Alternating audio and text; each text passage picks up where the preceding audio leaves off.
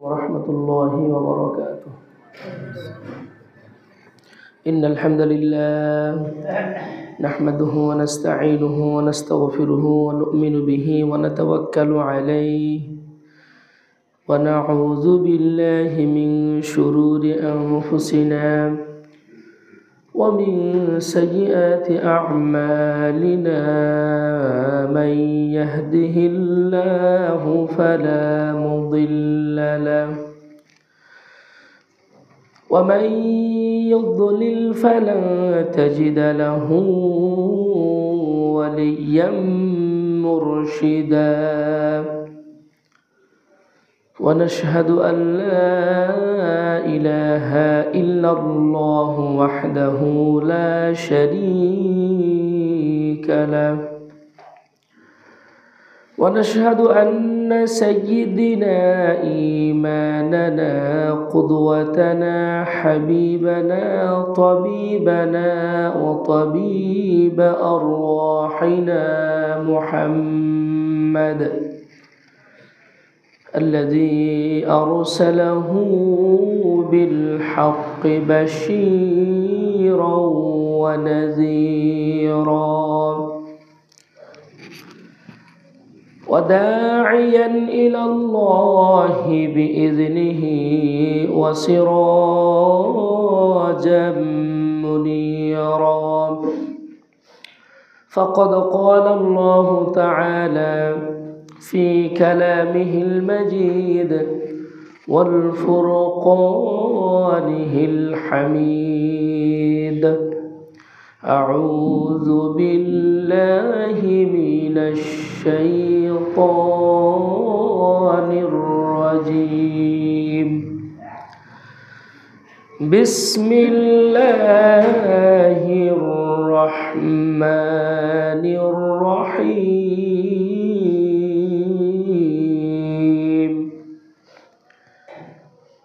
الذين يؤمنون بالغيب ويقيمون الصلاة ومما رزقناهم ينفقون. وقال تعالى في شأن رسول الله صلى الله عليه وسلم: إن الله وملائكته يصلون على النبي يا أيها الذين آمنوا صلوا عليه وسلموا تسليما. درود إبراهيم পাঠ করুন। اللهم صل على محمد وعلى آل محمد كما صليت على إبراهيم وعلى آل إبراهيم إنك حميد مجيد.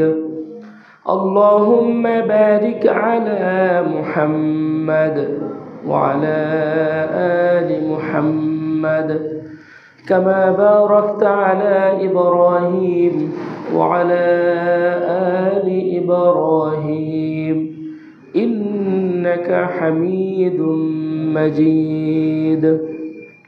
আলহামদুলিল্লাহ, প্রশংসা মাত্র সেই মহান রব্বুল আলামিনের জন্য, যে মহান রব্বুল আলামিনের অশেষ মেহেরবানিতে আজকে আমরা প্রচণ্ড ঠান্ডাকে উপেক্ষা করে এই মহল্লার জামে মসজিদে উপস্থিত হতে পেরেছি। যে আল্লাহ তাআলা আমাদেরকে দয়া করে, মায়া করে, মহাব্বতের সাথে, ঈমানের সাথে আল্লাহ তাআলার ঘর জামে মসজিদে জুমার দিনে আসার তৌফিক দান করলেন। সেজন্য সে মহান রব্বুল ইজ্জাত ওয়াল জালাল আল্লাহ সুবহানাহু ওয়া তাআলার দরবারে লাখো কোটি শুকরিয়া আদায় করছি। সকলে দিল থেকে জবান খুলে বলুন আলহামদুলিল্লাহ। প্রিয় নবীজির প্রতি শত কোটি দুরূদ এবং তাসলিম অবতীর্ণ হোক, যিনি সর্বকালের সর্বযুগের সর্বশ্রেষ্ঠ মহান নেতা, নবীকুল শিরোমণি দোজাহানের বাদশাহ। সকলে বলুন সাল্লাল্লাহু আলাইহি ওয়াসাল্লাম। আমাদের আত্মীয় স্বজন, খাস করে জনম দুঃখিনী মা বাবা, যাদের ভাই ব্রাদার গহীন অন্ধকার কবরে চলে গেছেন, আল্লাহ তাআলা তাদেরকে কবরে মাফ করুন বলি আল্লাহুম্মা আমিন।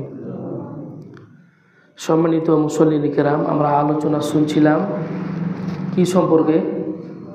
নামাজ সম্পর্কে। সবাই বলুন, কি সম্পর্কে আলোচনা শুনছিলাম? নামাজ সম্পর্কে। তো নামাজ সম্পর্কে আলোচনা যদি আমরা মনোযোগ সহকারে শুনি, তাহলে বুঝতে পারবো যে শুধু নামাজের মাধ্যমে আল্লাহ তাআলা আমাদেরকে কত কি শিক্ষা দিয়েছেন।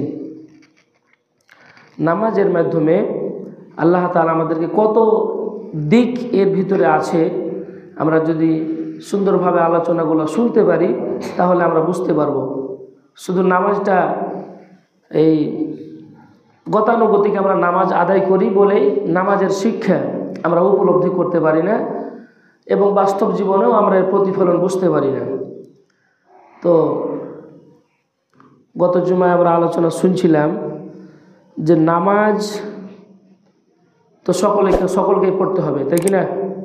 প্রাপ্তবয়স্ক নারী পুরুষ সকলের জন্য, বালেগ যার বয়স হয়েছে, সময় হয়েছে, প্রাপ্তবয়স্ক হয়েছে, সকলের উপরে নামাজ বাধ্যতামূলক, ফরজ।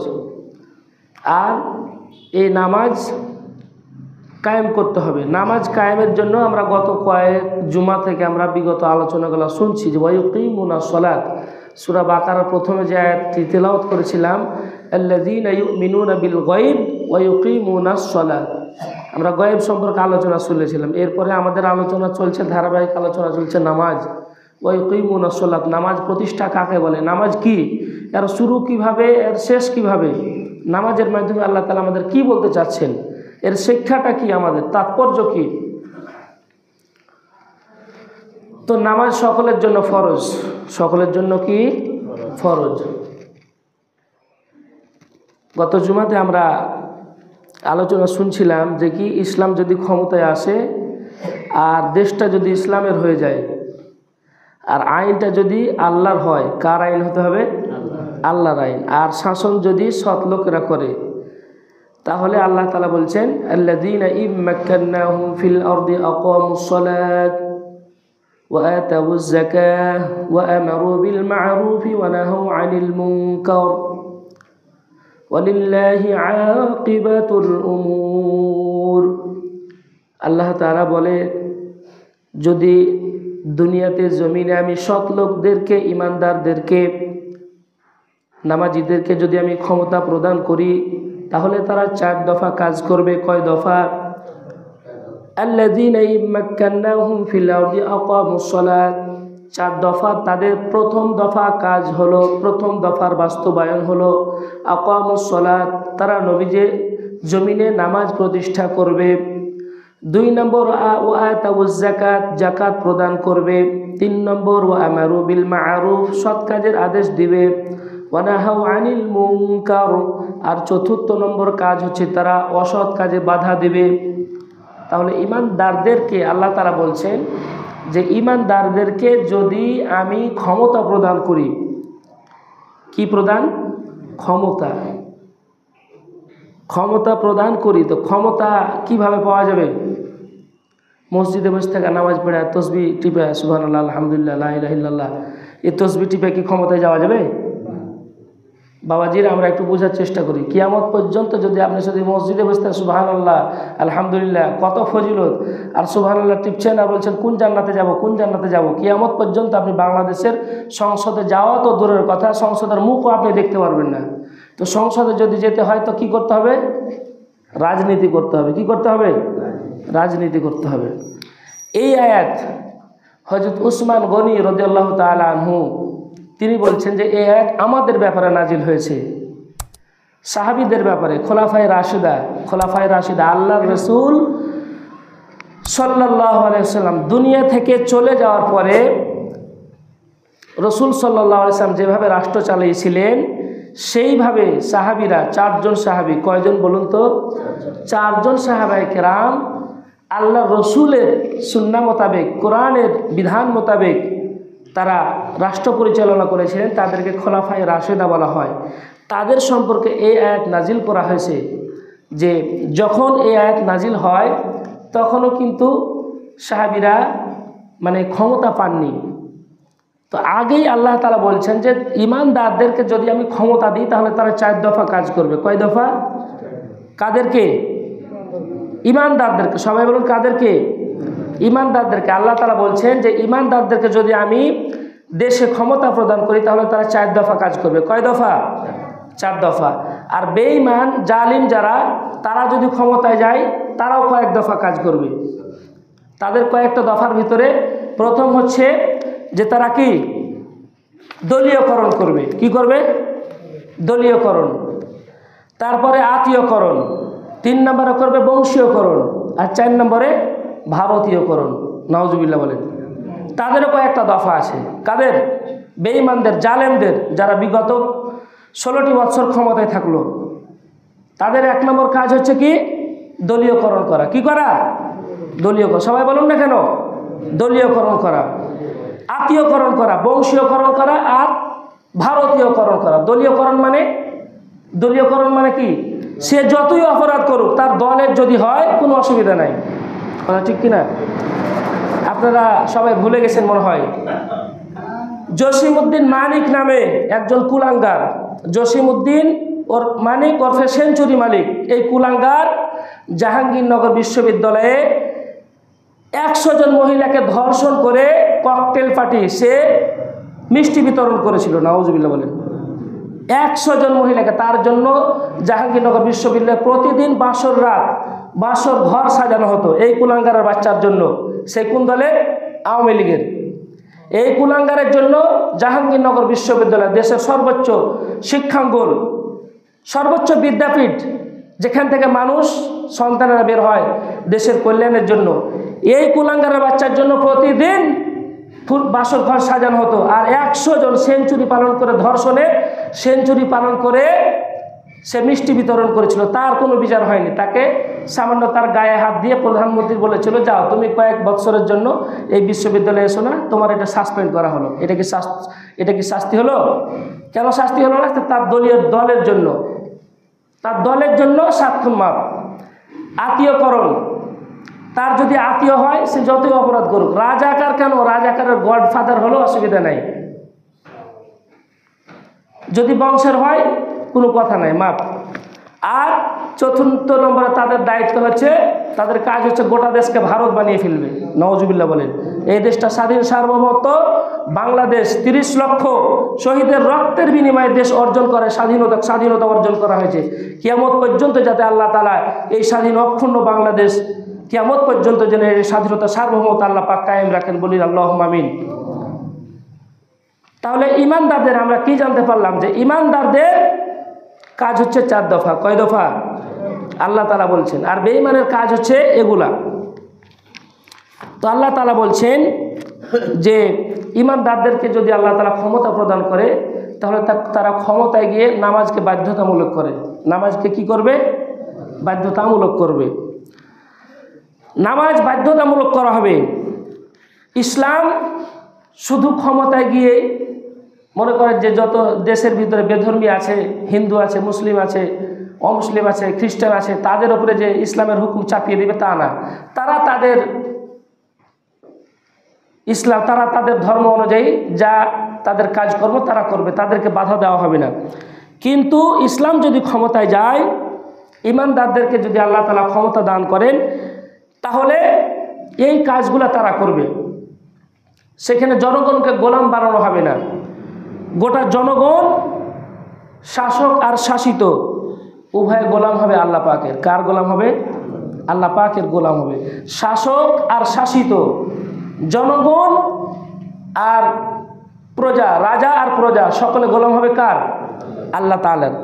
তখন প্রেসিডেন্টের বাবার কোনো ক্ষমতা নাই যে জনগণের উপরে নিজের কোনো আইন প্রণয়ন করে। এখন তো ইচ্ছা করলেই জনগণের উপরে সরকার আইন চাপিয়ে দিতে পারে। কিন্তু যখন নামাজ কায়েম হবে, ভালো মানুষেরা, সৎ লোকেরা ক্ষমতায় আসবে, তখন তারা ইচ্ছা করলেই জনগণের উপরে কোনো আইন প্রণয়ন করতে পারবে না। কারণ আইন দেওয়ার একমাত্র মালিক কে? আল্লাহ তাআলা। এই জন্য শাসক আর শাসিত হয়ে যাবে এক আল্লাহ পাকের হুকুমদাতার গোলাম। সেই হুকুমদাতা কে? আল্লাহ পাক। একমাত্র হুকুমদাতাকে, সবাই বলুন তো, আল্লাহ পাক। আল্লাহ তাআলা বলছেন ইনিল হুকমু ইল্লা লিল্লাহ আলা লাহুল খালকু ওয়াল আমর। আল্লাহ তাআলা বলছেন ইনিল হুকমু ইল্লা লিল্লাহ, একমাত্র হুকুমদাতা আল্লাহ তাআলা। আলা লাহুল খালকু ওয়াল আমরু, সাবধান সাবধান, সৃষ্টি যার, হুকুম চলবে তার। সৃষ্টিকার বলুন তো আল্লাহ তাআলার। আল্লাহ তাআলার সৃষ্টির সাথে কোনো অংশীদার নেই। কোনো অংশীদার আছে নাকি আল্লাহ সৃষ্টির সাথে? তো আল্লাহ তাআলা বলছেন সাবধান সাবধান, সৃষ্টি যার, হুকুম চলবে একমাত্র সে আল্লাহ তাআলার। এই জন্য আল্লাহ তাআলা বলছেন শাসক আর শাসিত যখন ইমানদারেরা ক্ষমতায় আসবে, শাসক আর শাসিত সব একমাত্র হুকুমদাতা আল্লাহ তাআলার গোলাম হয়ে যাবে। নামাজ প্রতিষ্ঠা এবং যাকাত আদায় হলে সমাজের অন্যায় অবিচার যা আছে তার অধিকাংশই দূর হয়ে যাবে। সুবহানাল্লাহ বলুন। নামাজ প্রতিষ্ঠা আর যদি যাকাত আদায় করা হয়, নামাজ প্রতিষ্ঠা আর যদি যাকাত আদায় করা হয়, তাহলে সমাজের অন্যায় অবিচার অধিকাংশ কি হয়ে যাবে? দূর হয়ে যাবে। তখন যখন নামাজ কায়েম হবে, তখন চাকুরিতে প্রমোশন হবে নামাজের ভিত্তিতে। চাকুরিতে প্রমোশন হবে কিসের ভিত্তিতে? সবাই বলুন কিসের ভিত্তিতে? নামাজের ভিত্তিতে। তখন চাকুরিতে প্রমোশন হবে নামাজের ভিত্তিতে। আর এখন প্রমোশন হয় কে কত ঘুষ খাইতে পারে। এখন প্রমোশন হয় কিসের উপরে? কে কত ঘুষ খাইতে পারে, কে কত সরকারের দালালি করে বিবেকের বিরুদ্ধে বিরোধী দলকে বেশি করে পেটাতে পারে, এর উপর ভিত্তি করে তাদের প্রমোশন হয়। আর ইসলামী সরকার যখন আসবে, যখন ইসলামী সরকার প্রতিষ্ঠিত হবে, তখন চাকরির প্রমোশন নির্ভর করবে তার সুন্দর চরিত্র আর নামাজের পাবন্দির উপর ভিত্তি করে। বলুন সুবহানাল্লাহ। যখন ইসলামী সরকার আসবে, তখন চাকরির প্রমোশন নির্ভর করবে কি? তার সুন্দর চরিত্র আর নামাজের পাবন্দি, নামাজের ন্যায় নিষ্ঠার উপরে তার চাকরির প্রমোশন নির্ভর করবে। তাহলে কত পার্থক্য আমরা কি বুঝতে পারছি? নামাজ না থাকার কারণে ইসলামী হুকুম ব্যবস্থা, ইসলামী রাষ্ট্রীয় ব্যবস্থা, সৎ লোকের শাসন না থাকার কারণে চাকরির প্রমোশন হয় কি? কে কত ঘুষ খাইতে পারে আর বিরোধী দলকে বেশি করে পিটাতে পারে সরকারের দালালি করে, এর উপর ভিত্তি করে কি হয়? চাকরির প্রমোশন হয়। সমাজে দুঃখ দুর্দশা থাকবে না যদি সৎ লোকেরা শাসন করে। নামাজ হলো আল্লাহ পাকের সাহায্য লাভের একমাত্র মাধ্যম। সুবহানাল্লাহ। নামাজ হলো আল্লাহ পাকের সাহায্য লাভের একমাত্র মাধ্যম। আল্লাহর সাহায্য আমরা পেতে চাই কিনা? চাই। তা আল্লাহ তাআলা বলছেন ওয়াস্তাঈনু বিস-সাবরি ওয়াস-সালাহ। আল্লাহ তাআলা বলছেন ধৈর্যের সাথে নামাজের মাধ্যমে সাহায্য প্রার্থনা করো। আল্লাহর সাহায্য যদি আমরা চাই, আল্লাহর সাহায্য যদি আমরা পেতে চাই, তাহলে নামাজের মাধ্যমে আল্লাহর সাহায্য পেতে হবে, আল্লাহর সাহায্য কামনা করতে হবে। আল্লাহ তাআলা অন্য জায়গায় বলেন ওয়ালাকাদ আখাযাল্লাহু মিসাকা বানি ইসরাঈল ওয়া বা'আসনা মিনহুম 12 নাকীবা ওয়া ক্বালা আল্লাহু ইন্নী মা'আকুম লাইন আকামতুমুস সালাহ। আল্লাহ তাআলা বলছেন আমি বনী ইসরাঈলের কাছ থেকে অঙ্গীকার নিয়েছিলাম, আমি তাদের কাছ থেকে অঙ্গীকার নিয়েছিলাম এবং তাদের মধ্য থেকে 12 জন সর্দার নিযুক্ত করেছিলাম। আল্লাহ তাআলা বলে দিলেন আমি তোমাদের সঙ্গে আছি, শর্ত হলো যদি তোমরা নামাজ প্রতিষ্ঠা করো। আল্লাহ তাআলা বনী ইসরাঈলের কাছ থেকে অঙ্গীকার নিয়েছিলেন এবং তাদেরকে শর্ত দিয়েছিলেন যে আমি লাইন আকামতুমুস সালাত, তোমাদের সঙ্গে আছি, আমার সাহায্য তোমাদের জন্য অবধারিত থাকবে। শর্ত হলো তোমাদেরকে নামাজ প্রতিষ্ঠা করতে হবে। কি প্রতিষ্ঠা করতে হবে? নামাজ প্রতিষ্ঠা করতে হবে। নামাজ হচ্ছে অপকর্মের প্রতিবন্ধক। নামাজ হচ্ছে কি? অপকর্মের প্রতিবন্ধক। নামাজ অন্যায় থেকে বাঁচায়। নামাজ কি থেকে বাঁচায়? অন্যায় থেকে বাঁচায়, খারাপ কাজ থেকে বাঁচায়, অশ্লীলতা থেকে বাঁচায়, বেহায়াপনা থেকে, নির্লজ্জতা থেকে বাঁচায়। কিসে? নামাজ। নামাজ খারাপ কাজ থেকে কিভাবে বাঁচায়? আমরা যে নামাজ পড়ি, এই নামাজে তো আমাকে আপনাকে খারাপ কাজ থেকে বাঁচাতে পারে না। তো আল্লাহ তাআলা বলছেন যে নামাজ মানুষকে কি খারাপ কাজ থেকে বাঁচায়। আর নামাজি বহুত মানুষ আছে যে নামাজও পড়ে আবার কি খারাপ কাজও করে। তাহলে কথা কারটা ঠিক? আল্লাহরটা। আল্লাহ বলছেন যে নামাজ মানুষকে খারাপ কাজ থেকে বাঁচাবে, আবার নামাজও পড়ছে খারাপ কাজও করছে। তাহলে ভুলটা কোথায়? কোথাও ভুল আছে, সামথিং ইজ রং, কোথাও যেন ভুল আছে। এই ভুলটা আবিষ্কারের জন্য আমরা চেষ্টা করব। আল্লাহ তাআলা বলছেন উতলু মা উহিয়া ইলাইকা মিনাল কিতাবি ওয়া আকিমিস সালাহ ইন্নাস সালাতা তানহা আনিল ফাহশাই ওয়াল মুনকার। আল্লাহ তাআলা বলেন, হে নবী, আপনার প্রতি যে ওহী করা হয়েছে, যে কিতাব ওহী করা হয়েছে, যে কিতাব দেওয়া হয়েছে, আপনি সেই কিতাব পাঠ করুন আর নামাজ প্রতিষ্ঠা করুন। ওয়া আকিমিস সালাত, নামাজ প্রতিষ্ঠা করুন। ইন্নাস সালাতা তানহা আনিল ফাহশাই ওয়াল মুনকার, অবশ্যই নামাজ মানুষকে পাপের কাজ থেকে, খারাপ কাজ থেকে, অশ্লীলতা থেকে ফিরায় রাখে। কে বলছেন? আল্লাহ তাআলা। ইন্নাস সালাতা তানহা আনিল ফাহশাই ওয়াল মুনকার, অবশ্যই আল্লাহ তাআলা ইন্না শব্দ দিয়েছেন, অবশ্যই নিশ্চয় নামাজ মানুষকে খারাপ কাজ থেকে, পাপের কাজ থেকে ফিরাতে থাকে, বিরত রাখে। তো নামাজ, আল্লাহ তাআলা বলছেন নামাজ মানুষকে পাপের কাজ থেকে বিরত রাখে। আর আমরা যে নামাজ পড়ি, এই নামাজ আমাকে আপনাকে পাপের কাজ থেকে ফেরাতে পারে না। তো এই কথা হচ্ছে যে আমরা নামাজে যা পড়ি, আমাদের নামাজ কেন আমাদেরকে নামাজ খারাপ কাজ থেকে ফিরাতে পারছে না? নামাজ কেন মদের আড্ডা থেকে, তাসের আড্ডা থেকে, জুয়ার আড্ডা থেকে, অশ্লীলতা থেকে, উলঙ্গ পূজা থেকে আমাকে আপনাকে কেন রেহাই করতে পারছে না, বাঁচাতে পারছে না? এর কারণ হচ্ছে যে নামাজে আমরা, এর এক নম্বর কারণ হচ্ছে নামাজে আমরা যা পড়ি তা বুঝি না। কথা কি বেশি বললাম নাকি? নামাজে যা পড়ি তা বুঝি না। এখন যদি জিজ্ঞাসা করা হয় যে সামি আল্লাহু লিমান হামিদা অর্থ কি, তো কি বলবে অধিকাংশ মানুষ? জানি না। সামি আল্লাহু লিমান হামিদা অর্থ জানি না। সুবহান রব্বিয়াল আলা অর্থ জানি না। সুবহান রব্বিয়াল আযীম অর্থ জানি না। তাশাহুদ মানে জানি না। দুরূদ শরীফ মানে জানি না। এমনকি উজুর ভিতরে কয়টা ফরজ তাও অনেকেই জানে না। একজনকে জিজ্ঞাসা করা হলো যে মিয়া উজুতে কয় ফরজ? তো বলছে হুজুর কি মনে করে, এটা কি বুঝি জানি না? তো বলেন না কয় ফরজ? তো উজুতে তো 17 ফরজ। তো বলেন তো কি কি? হাত ধোয়া, মাথা ধোয়া, নাক ধোয়া, কুলি করা, জিহ্বা ধোয়া, মুখ ধোয়া, বলতে বলতে দেখা গেল যে প্রায় 19টা মতো বলছে। তো বলছে মিয়া বললেন আপনি 17 উজুতে ফরজ 17টা, আর বললেন আপনি 19টা। তো হুজুর জানি, আরো বলি না আপনাদের ভয়তে।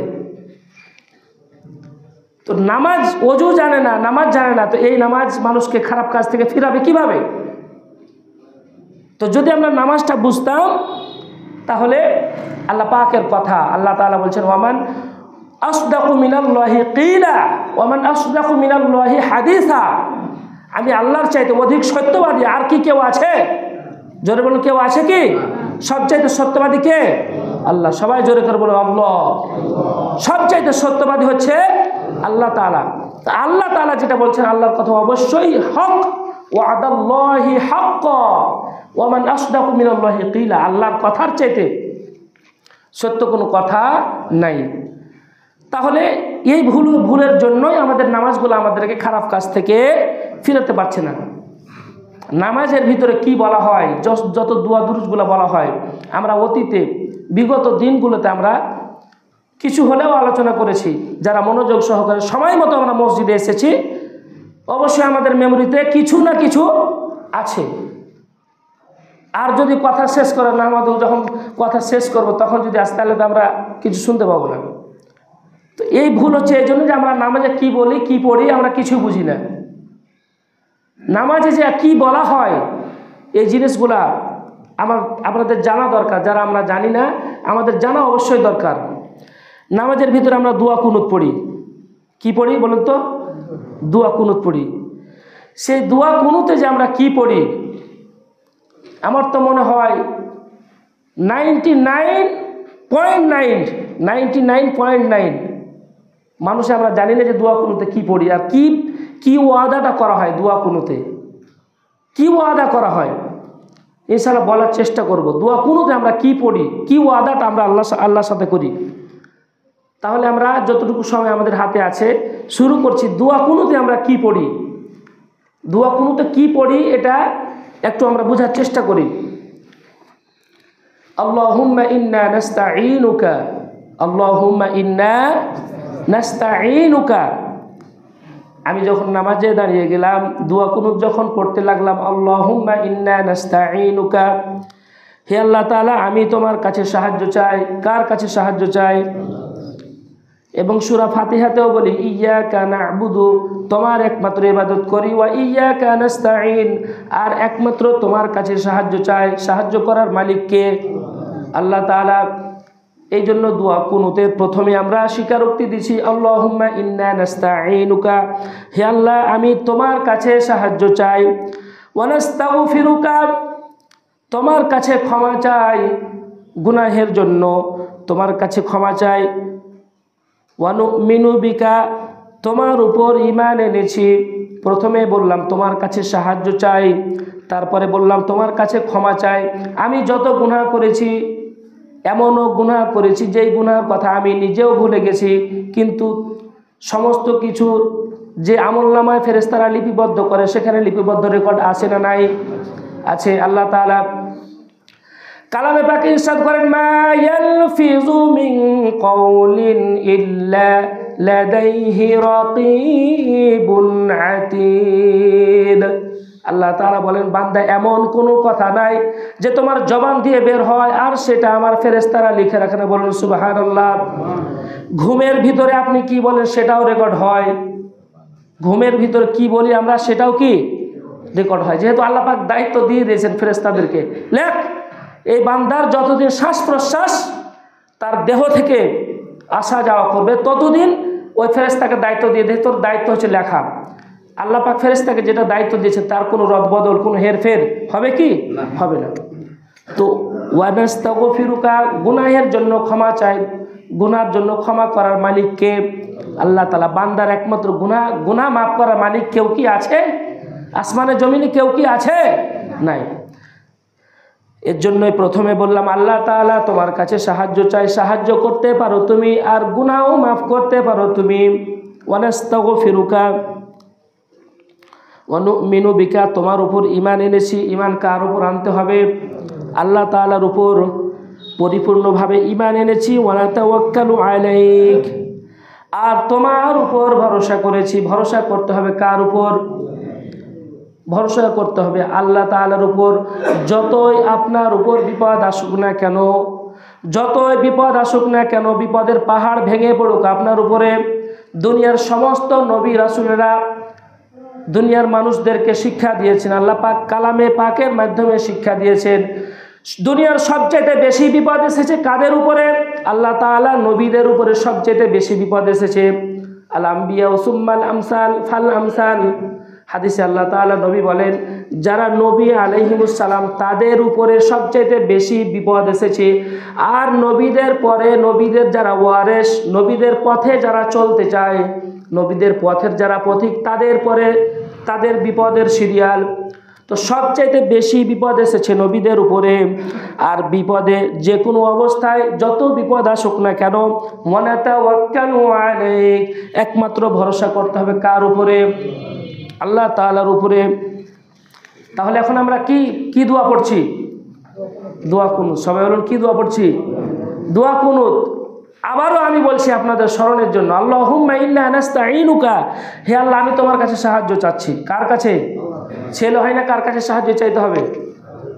মেয়ে হয় না কার কাছে সাহায্য চাইতে হবে? জীবনের যত অভাব অভিযোগ সব কার কাছে? আল্লাহ তাআলার কাছে। এটা শিক্ষা দিয়েছেন নবীরা। কারা শিক্ষা দিয়েছেন? নবীরা। ওয়া নাস্তাগফিরুকা, আর গুনাহ ক্ষমার জন্য কোনো মাজারে নয়, কোনো দরবারে নয়, কার কাছে হাত তুলতে হবে?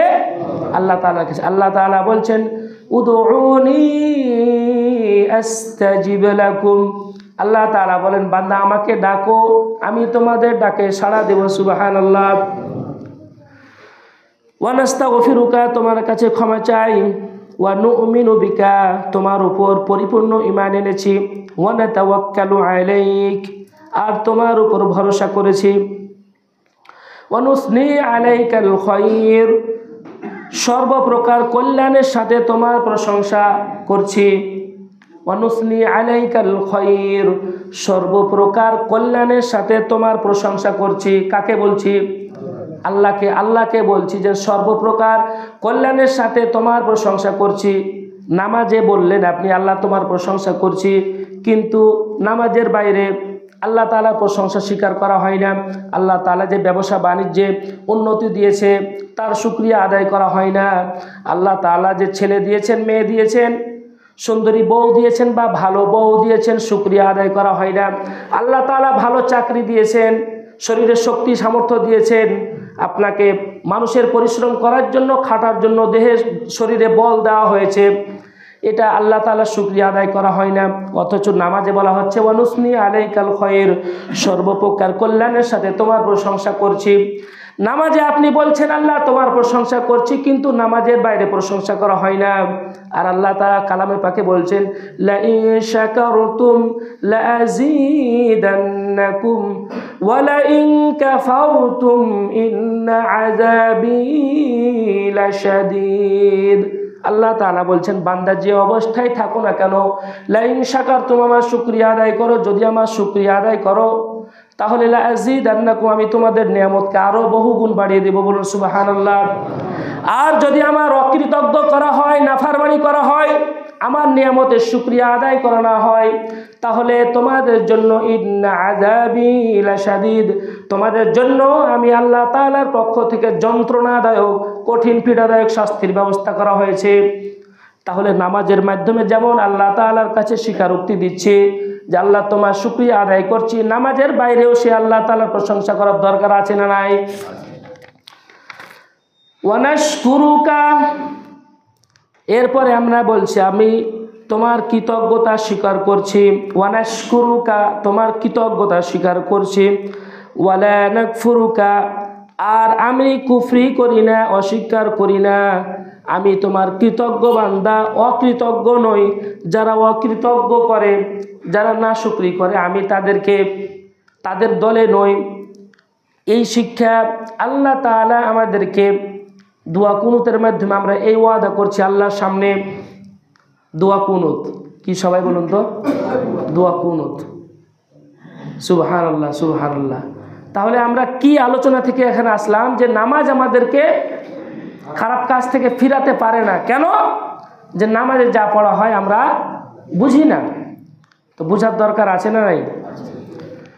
না বুঝাটা কোনো অপরাধ নয়, না বুঝাটা কোনো অপরাধ নয়। মানুষ মায়ের পেট থেকে জেনে বুঝে আসে না, কিন্তু বুঝি বলে বসে থাকাটা এটা হচ্ছে নির্বোধের কাজ। বুঝি, আমি বুঝি, হুজুররা বললে তো কি হলো, কথা কানে ঢুকে না। কথা কানে কি? কোরআনের বাণী, কোরআনের আওয়াজ কর্ণকুহরে প্রবেশ করে না, কোরআনের কথা দিলকে নরম করতে পারে না। সময় এখনো আছে, বহুত সময় আমার আপনার জীবন থেকে চলে গেছে, যার জন্য কোটি টাকা খরচ করলেও সেই সময়কে আর ফিরিয়ে আনা সম্ভব নয়। যতক্ষণ বেঁচে আছি সময়টাকে আল্লাহর রাস্তায় কাজে লাগান, সময়কে আল্লাহর রাস্তায় কাজে লাগান। সম্মানিত হাজিরিন, যদি আমি আপনি এক্ষুনি দুনিয়া থেকে চলে যাই, আর কোনো সৎ কাজ করার আমাদের কি অবকাশ থাকবে? ভালো কাজ করার অবকাশ থাকবে না। একটা জানাজা পড়ে আসার পরে 2-1 দিন পরে আমি ওই একজন ছেলে, যুবক ছেলের জানাজা পড়ে আসার পরে ওই মাকে ফোন দিলাম যে কি অবস্থা। মা খুব দুঃখ করে বলছে যে বেটা আমার ছেলের জন্য দোয়া করিও। তো আমি বলছি দোয়া তো আমরা করি, আপনি বেশি করে করেন, আপনার ছেলে, আপনার সন্তান, আপনি বেশি করে দোয়া করেন। তো ওই মা বলছে যে বেটা আমার দোয়াতে কি পার হইতে পারবে? তো আমি বলছি যে আপনার দোয়াটাই বেশি কাজে লাগবে, যেহেতু আপনি মা, আপনার দোয়াটাই বেশি কাজে লাগবে। তো ওই মা আবার বলছে যে বেটা আমার ছেলেটা যে নামাজ পড়তো না। কত বড় কঠিন কথা। বলছে যে আমার ছেলেটা যে কি নামাজ পড়তো না। আমি তারপরে বললাম যে দোয়া করতেই থাকেন, দোয়া করতেই থাকেন, ক্ষমা করার মালিককে আল্লাহ। নিরাশ, নামাজ পড়তো না বলে এখন দোয়া করে কি বন্ধ বন্ধ করে দিলে কি লাভ হবে? লাভ হবে না। তো মানুষের সামনে, লোকজনের সামনে অযথা বসে চোখের পানি না ফেলে আপনি জায়নামাজে চোখের পানি ফেলেন, এটুকু বলে তাকে সান্ত্বনা দিলাম। তো আমি আপনি বেঁচে আছি এখনও, আলহামদুলিল্লাহ। এই মাত্র সেকেন্ডের ভরসা নাই, সেকেন্ডের ভরসা নাই, কোনো ভরসা না। আপনার সব কিছু, দুনিয়ার সব কিছু পড়ে থাকবে, সে আল্লাহ তাআলা ডাকে চলে যেতে হবে। ডাকার আগে আল্লাহ তাআলা বলছে যে আমার কাছে আসবা, ভালোভাবে আসো, ওয়ালা তামুতুন্না ইল্লা ওয়া আনতুম মুসলিমুন। আল্লাহ তাআলা আমাদের সকলকে খাঁটি মুসলমান হিসেবে কবুল করুন, আমিন। আপনাদের ছোট্ট একটু রিকোয়েস্ট, যে আমরা মসজিদে যখন কথা শুরু করি তখন মানুষ ছিল না, 1-1.5 কাতার মানুষ ছিল না। আপনাদেরকে অনুরোধ করছি যে আমরা মসজিদে যাতে যথাসময়ে আসার চেষ্টা করি। সবাই আসতে পারবেন তো ইনশাআল্লাহ সামনে জুমা থেকে? আল্লাহ পাক কবুল করুন। আসসালামু আলাইকুম ওয়া রাহমাতুল্লাহ।